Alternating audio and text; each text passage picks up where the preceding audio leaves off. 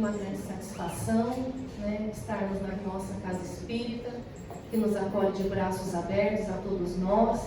É sempre uma grande alegria, né, poder falar de Jesus, da doutrina espírita tão consoladora. E o que a gente traz hoje são reflexões do contato com a doutrina espírita, um pouquinho das reflexões da área da educação, que é a área que eu trabalho já há bastante tempo, do contato com algumas teorias também, que a ciência, a medicina, a neurociência vai trazendo para a gente. São algumas reflexões que a gente propôs aqui para trazer, para compartilhar com vocês, né? Como é válido para a gente acredita que esses temas fazem a gente refletir para a atualidade de hoje, que está um tanto quanto complexa, né? Então a gente acredita que seria válido compartilhar com todos vocês também. É uma grande alegria, uma grande satisfação. Quero começar com um questionamento. Quem falou para nós que nós não podemos chorar? Quem falou para nós que em alguns momentos da nossa vida nós não podemos nos desesperar? Que nós, o tempo todo, nós temos que ser firmes, né? Nós temos que ser pessoas de fé, que nós não temos o direito de chorar diante de uma dor. Então é isso que nós propomos, uma reflexão sobre a nossa parte emocional, a nossa evolução, as nossas lutas, as nossas dores. Bem, a gente trouxe hoje o tema da inteligência emocional. Na sociedade, conforme a sociedade foi evoluindo, estudando, teve várias teorias da inteligência, é muito interessante. Teve o QI na época de 1900, com Binet, usou muito na Primeira Guerra Mundial. Teve também o Gardner, trouxe, vocês já devem ter ouvido inteligências múltiplas. É muito legal também, para quem gosta, né? É muito interessante. E depois também tem o Goleman, um pouquinho depois dele, que trouxe a inteligência emocional. E agora também nós temos uma neuropsiquiatra, agora eu não lembro certinho a época, mas também próximo ali de 90, que ela já trouxe o QI espiritual, que é muito interessante também. Então já são 3, o QI, que é consciente da inteligência, o QE, emocional, e o QS, que daí usou em inglês, né? Spiritual, não vejo a pronúncia, tá? Que seria o consciente espiritual. Bem, mas hoje o assunto é a inteligência emocional. A inteligência emocional, segundo então esse teórico, é a capacidade de reconhecer emoções, as nossas e nas outras pessoas. E não só reconhecer, mas dar uma resposta naquele momento. É um conjunto de habilidades que permitem uma maior adaptabilidade às mudanças do dia a dia que todos nós passamos. E já já a gente vê o que liga isso com a doutrina espírita. Nós temos o pensamento, a emoção e a ação. Então, uma emoção, nós estamos no nosso dia a dia. Acontece algo externo, pode ser interno. Vamos usar o exemplo de algo externo. Nos acontecer algo externo, primeiramente a gente vai observar ou sentir aquilo, nós vamos pensar, criar um pensamento, que algo aconteceu conosco. Através desse nosso pensamento, nós vamos tentar usar uma lógica para aquilo que aconteceu. E daí, conforme nós criamos o pensamento, que no outro dia diz que os estudiosos dizem que são mais ou menos 95 mil ao dia, né, que nós temos. Então, seria 95 mil emoções que nós descarregamos no nosso organismo, mais ou menos, durante o dia. Então, nós temos o pensamento e depois vem a emoção, e conforme é a situação, nós reagimos, porque temos automatismos milenares dos nossos relacionamentos, convivência em sociedade. O Goleman, ele traz 5 pilares da inteligência emocional. O autoconhecimento, né, seria nós buscarmos um olhar para dentro, nos conhecer, Primeiro teríamos que observar e conhecer o que nós somos hoje, o que fazemos hoje, para daí tentar fazer algo diferente. A autorregulação, que hoje se fala muito disso, que seria que nós precisamos aprender a desfazer esses automatismos que são milenares, né, essas reações. Hoje todos nós estamos muito reativos. Nós vemos isso na sociedade. Se a gente abrir o noticiário, a gente vê várias mortes. Para a gente observar, parece que são motivos banais. Se parasse um segundo e respirasse, talvez não tivesse acontecido aquilo. Então nós estamos muito reativos. Então, se alguém quer conversar conosco, nós já vamos armados. Porque nós estamos, depois da pandemia, a gente tem assim a impressão que todos nós ficamos mais também para esse lado aflorado, desses nossos automatismos de defesa, né? Defesa, né? Medo, insegurança, tudo que nós passamos na pandemia, que foi, né, para todos nós, interferiu muito, mas então seria isso. A autorregulação, a gente tentar observar, sair do automatismo e fazer coisas diferentes. A automotivação seria o quê? O que nos poderia motivar, levar à mudança. Há pessoas que sabem se motivar, que trabalham para atingir seus objetivos. A empatia, o que seria a empatia? A gente conseguir, primeiro, parar, olhar o outro, observar, e se ele está com um problema ou está com uma emoção, a gente se colocar no lugar do outro. E as habilidades sociais, que seria a gente conseguir se comunicar de uma forma efetiva, influenciar para algo positivo, persuadir. Hoje em dia, todos nós, seja na família, seja no emprego, seja qualquer lugar que nós participamos, nós sempre estamos gerenciando conflitos. Se não for os nossos internos, a gente está sempre no meio de um grupo para mediando conflito, gerenciando conflito. Nós também trouxemos a inteligência emocional um pouquinho e junto com ela vem a autorregulação. O que seria isso?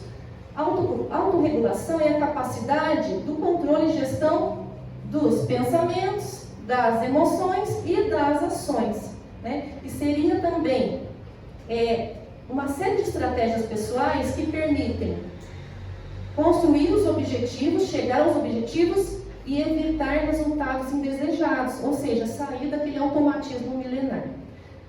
E também essa habilidade autorregulatória permite o quê?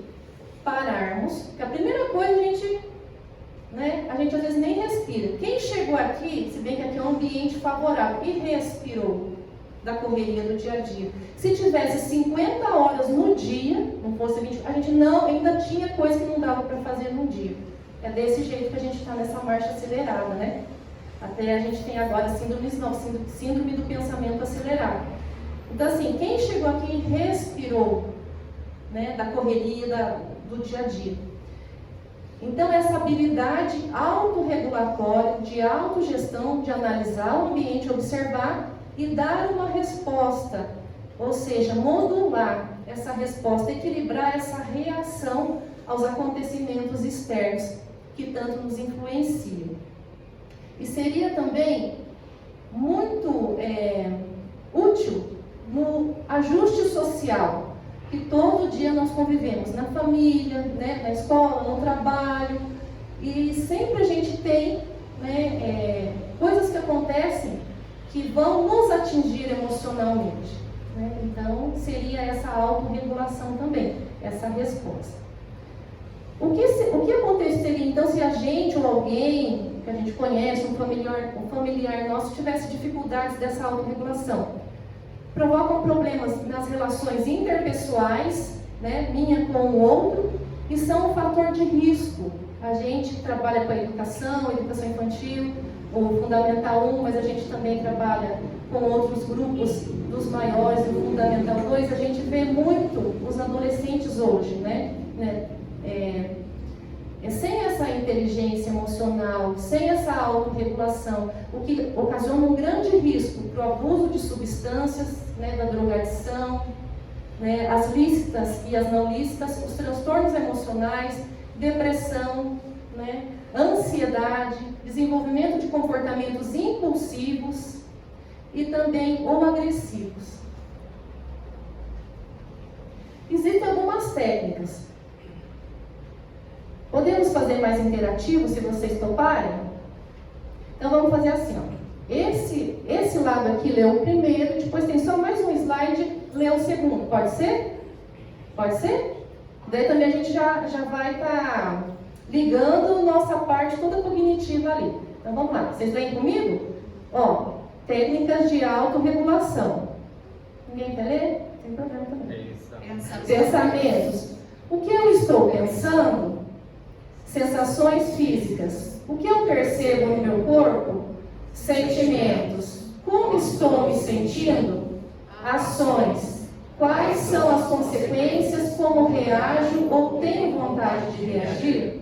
Então, essas técnicas de autorregulação seriam estes questionamentos que eu faço para mim mesmo. E tem uma outra técnica. Vocês leram juntos, mas não tem problema, podemos ler juntos. Vocês topam ler de novo? Técnicas de autorregulação. Ônus e bônus. 1. O que eu faço e preciso deixar de fazer? Vamos ler um de baixo. Foi pegadinha essa, né? Um de baixo. Ó. Quais os possíveis ganhos para mim e para as outras pessoas? O 2. O que eu não faço e preciso fazer? O 2 ali. Quais as possíveis perdas para mim e para outras pessoas? Ou seja, são esses questionamentos simples. Parece uma coisa bobinha, né? Mas é coisa que a gente vai tomando consciência. O que será que eu faço hoje que eu preciso deixar de fazer? E se eu conseguir deixar de fazer, o que vai mudar na minha vida? Qual vai ser o ganho e na vida dos que estão à minha volta? E o que eu não faço, mas eu preciso fazer? E o que eu vou ganhar com isso? E as pessoas que estão à minha volta vão ganhar com isso? Bom, falamos um pouquinho dessa parte aí da ciência. Mas onde que liga isso? Isso é doutrina espírita? Onde que liga? Tem vários pontos que ligam, mas devido ao nosso tempo e como a gente quer finalizar, eu trouxe um apenas, do Livro dos Espíritos, a questão 919.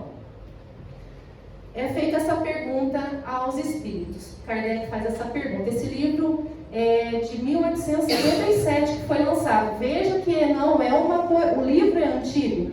Essa teoria da inteligência é 1980.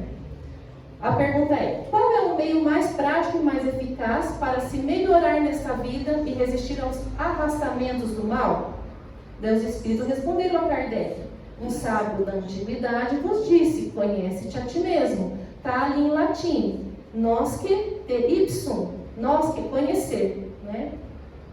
E esse daqui é um portal do templo de Delfos, que fica no interior da Grécia, aos pés do Monte Parnaso. Hoje ainda existem ruínas e tem bastante coisas, pontos turísticos, né, lá da Grécia, e é muito visitado. Era consagrado ao deus Apolo. Mas depois disso, tem esse daqui também, ó, o Livro dos Espíritos, questão 919A. Compreendemos toda a sabedoria dessa máxima, que foi uma frase de Sócrates, lá na Grécia Antiga. Conhece-te a ti mesmo, antes do Cristo. Mas a dificuldade está precisamente em conhecer a si próprio. Então, ainda Kardec pergunta: qual o meio de se chegar a isso? E eles dizem assim: fazei, foi Santo Agostinho, fazei o que eu fazia quando vivi na Terra. Como ele fez essa tomada de consciência, essa autorregulação? Como Santo Agostinho disse a Kardec em 1857, que ele conseguiu fazer essa autorregulação, essa reforma íntima. Fazei o que eu fazia quando vivi na Terra. No fim de cada dia, interrogava a minha consciência. Passava em revista o que havia feito e me perguntava se eu tinha faltado ao cumprimento de algum dever. Se ninguém teria tido motivo para se queixar de mim. Foi assim que cheguei a me conhecer e ver o que em mim necessitava de reforma. Aquele que todas as noites lembrasse todas as suas ações do dia e se perguntasse: o que fez de bem? O que fiz de mal? Pedindo a Deus, ao seu anjo guardião, que o esclarecesse, adquiriria uma grande força para se aperfeiçoar. Porque, acreditai-me, Deus o assistirá. Formulai, portanto, as vossas perguntas, indagai o que fizeste, e com que fito agistes em determinadas circunstâncias. Se fizeste alguma coisa que censuraríeis nos outros, se praticastes uma ação que não ousaríeis confessar. Perguntai ainda isto, se aprovesse a Deus, ó a pergunta que ele faz para a gente refletir nessa noite, né? Se aprovesse a Deus chamar-me neste momento, né, para o mundo espiritual, ao entrar no mundo dos espíritos, onde nada é oculto, teria eu de temer o olhar de alguém? Examinai o que pudesseis ter feito contra Deus, depois contra o próximo e por fim contra vós mesmos. As respostas serão motivo de repouso para a vossa consciência, ou indicarão o mal que deve ser curado. Ainda do livro dos Espíritos. O conhecimento de si mesmo é a chave do melhoramento individual. Mas diríeis, como julgar a si mesmo? Não se terá ilusão do amor próprio, que atenua as faltas e as torna desculpáveis? O avaro julga simplesmente econômico e previdente. O orgulhoso se considera tão somente cheio de dignidade. Tudo isso é muito certo, mas tende um meio de controle que não vos pode enganar. Quando estáis indecisos quanto ao valor de uma de vossas ações, perguntar: como a qualificaria se tivesse sido praticada por outra pessoa? Se a censurardes em outros, ela não poderia ser mais legítima? Porque Deus não usa de duas medidas para a justiça. Procurai também saber o que pensam os outros, e não negligencieis a opinião dos vossos inimigos, porque eles não têm nenhum interesse em disfarçar a verdade. E geralmente Deus os colocou ao vosso lado como um espelho, para vos advertirem com mais franqueza do que faria um amigo, que aquele que tem a verdadeira vontade de se melhorar, explore, portanto, a sua consciência, o autoconhecimento, né? A fim de arrancar dali as más tendências, a autorregulação também, as ervas daninhas do seu jardim, que faça o balanço da sua jornada moral, como o negociante o faz dos seus lucros e perdas. E aquilo que nós lemos, isso vai ser bom para mim se eu fizer ou parar de fazer? A quem que vai sair ganhando com isso, né? Os lucros e perdas. Se ele puder dizer que a sua jornada foi boa, pode dormir em paz e esperar sem temor o despertar, é que o meu apaga um pedacinho, na outra vida.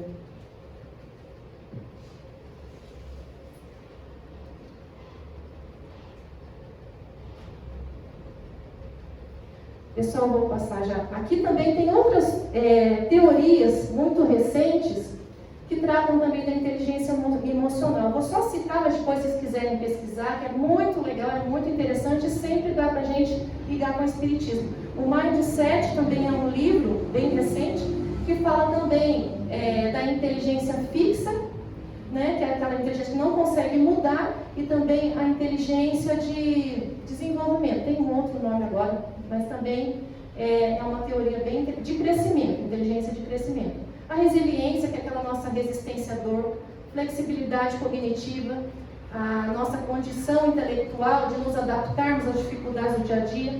Se fala hoje de alfabetização emocional, e tem um caminho como o ABC ou a EU que a gente aprendeu, para a gente alfabetizar a nossa emoção.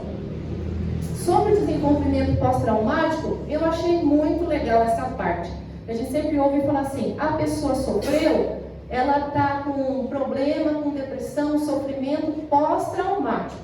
Mas os estudos mais recentes das universidades americanas descobriram que algum grupo, diante da dor, ao invés dele ter um sofrimento pós-traumático, ele tinha uma certa resiliência e esse grupo conseguiu desenvolver desenvolvimento pós-traumático.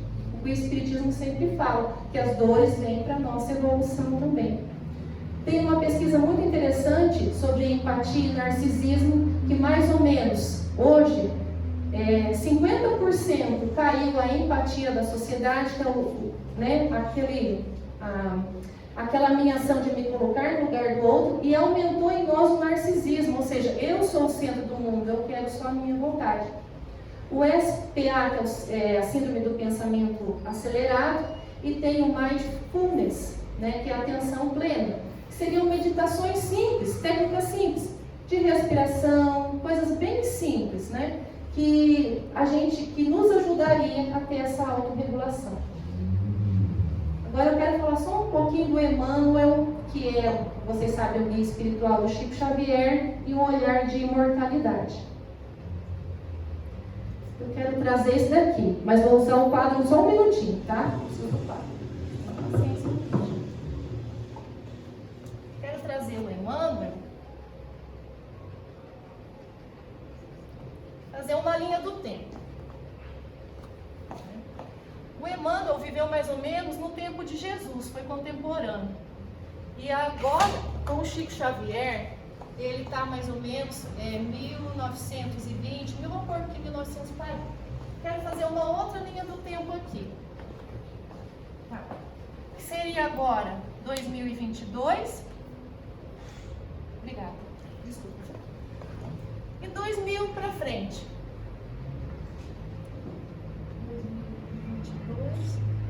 2000, quanto que tá, gente?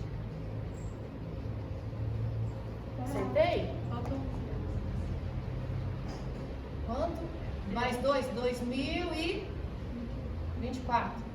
2000 para frente, não. 2000, ai gente céu, a inteligência matemática. A citação. Por que eu trouxe o Emmanuel? Está vendo a citação, gente? O Emmanuel, na época de Jesus, ele era da corte do imperador, aqui vai estar certinho, na época de Jesus na Galileia, e ele conheceu o Cristo, a mulher dele se tornou cristã. Só que ele, naquela época, ele não seguiu, ele ficou contra o Cristo.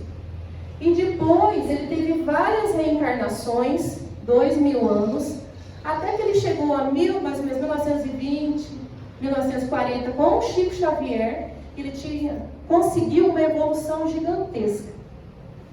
Nós estamos aqui com as nossas dores, com as nossas dificuldades.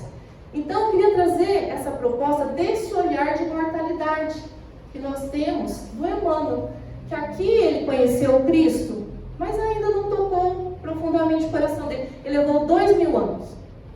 Então os nossos problemas, as nossas dores, essa encarnação nossa, essa nossa família, os nossos amores que foram antes de nós, os nossos amores que estão conosco, tudo muda na natureza, tudo é temporário. Mas os grupos familiares sempre se reencontram. Então eu quis trazer essa visão do Emmanuel, da evolução dele. Hoje nós estamos aqui, já estamos ouvindo o chamado do Cristo, mas nós temos que olhar as nossas dores, que dói. A dor emocional ela é muito real. Ela só não é materializada, mas ela é real. As nossas dores, todos os nossos problemas, todos os nossos medos, nossa insegurança, com esse olhar de temporalidade, de brevidade, porque vai passar. Como vai passar também as alegrias, vai passar a pessoa amada que está do nosso lado e caminha hoje conosco. Né? Se nós não desencarnarmos primeiro, voltar para a paz espiritual, nossos amores vão desencarnar primeiro. Nossos amores vão antes de nós vamos ficar aqui observando até que a gente retorne e reencontre. Então eu queria trazer esse olhar de imortalidade para nós pensarmos as nossas dores com um pouquinho mais de tempo, para nós chegarmos a condição de um espírito de luz não igual ao Emmanuel, né? Mas assim, um espírito assim, de luz, um olhar para frente, mais ou menos de 2000 anos. O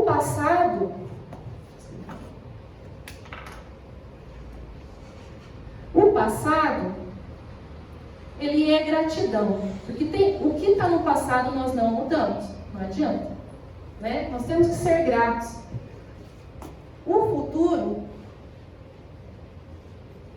nós temos que ter no futuro esperança, coisa que a nossa sociedade quase não está tendo. Nós que conhecemos a Consoladora Doutrina Espírita, precisamos falar de esperança, pelo menos tentar pôr na nossa vida. E no presente, que são as nossas ações, O presente é uma dádiva. É onde nós temos a possibilidade de estarmos com essa atenção plena, de estarmos presentes para nós agirmos neste momento. Por isso já se chama presente essa nossa possibilidade. Então é essa imagem de nós aqui, nossas dores, nossas alegrias, nossas conquistas, nossas frustrações, e nos darmos tempo, sermos assim, sermos bondosos com nós mesmos. 2000 anos à frente, vamos imaginar. Temos tudo isso para reencarnar. Temos mais ou menos 8 bilhões de encarnados. Desencarnados dizem que é uma média de quase 18, dá 21, 22 bilhões de almas, ou na Terra encarnada ou em torno da Terra. Então a fila para a reencarnação é grande.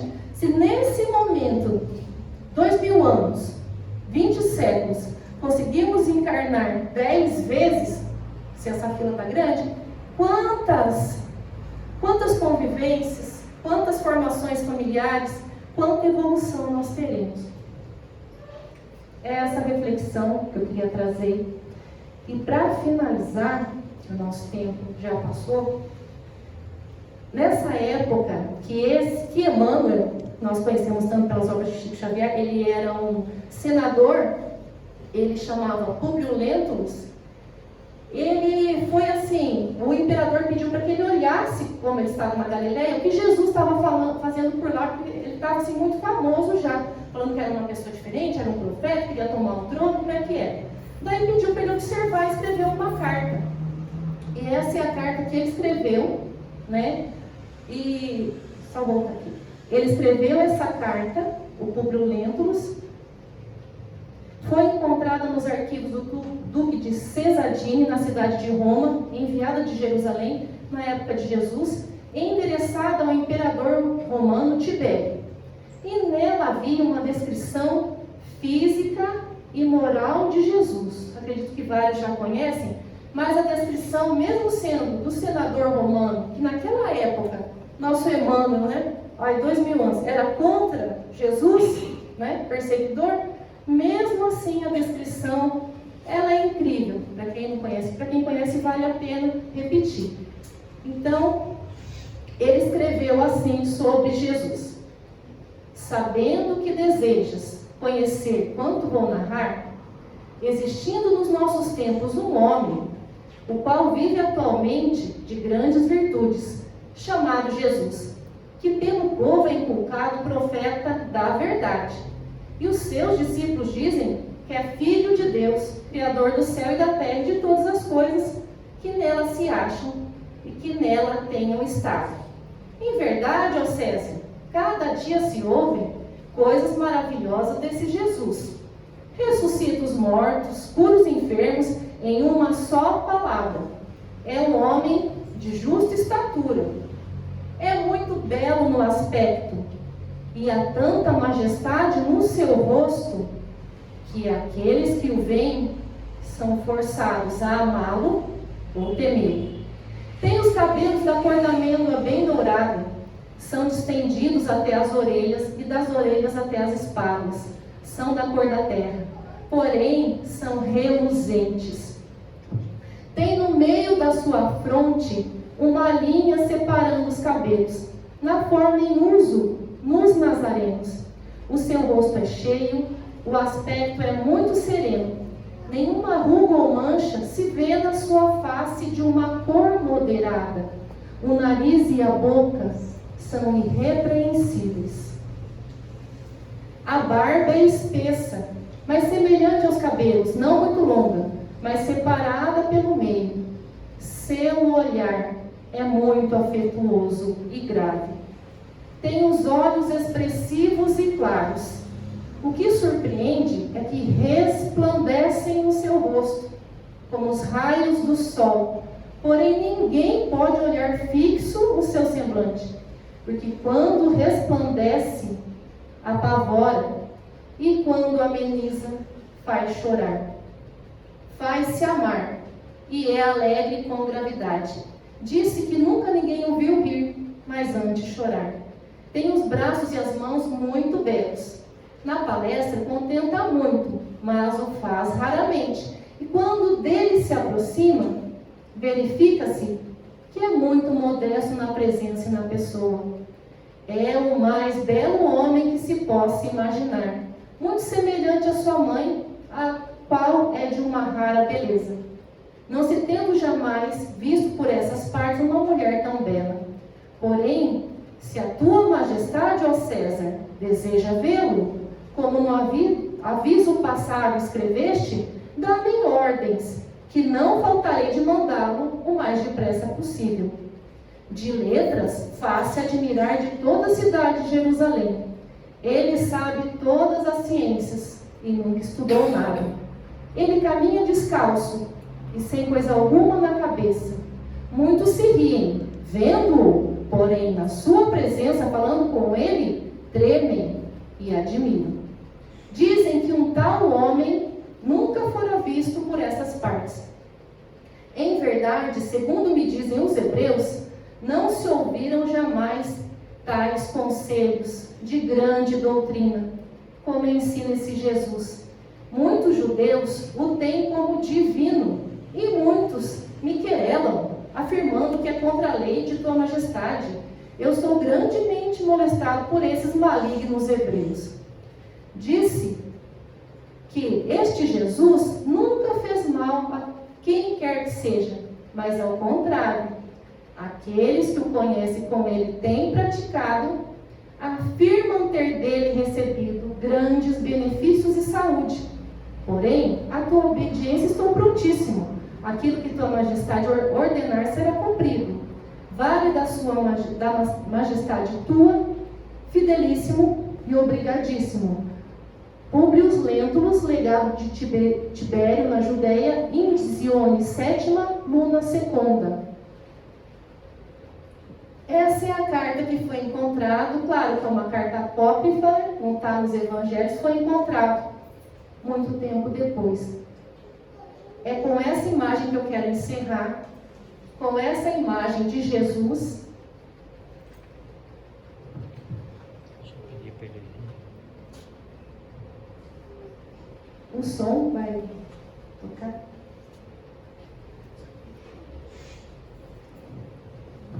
Enquanto eles vêm para cá, vou fazer o encerramento, né, com a música do fundo, tá? Aquele Públio Lentulus, na época de Jesus, que hoje conhecemos como Emmanuel, e logo saberemos o nome atual dele, né? Que dizem que já reencarnou para nos auxiliar mais uma vez. Está de São Paulo. Como a Luciana nos disse, ele não foi muito bem tocado. Jesus não tocou muito bem o coração dele e ele falou essas belas palavras. Imagina, se não foi bem tocado e falou essas lindas palavras, escreveu essa carta como que era Jesus, né? Então vamos fazer a nossa prece final.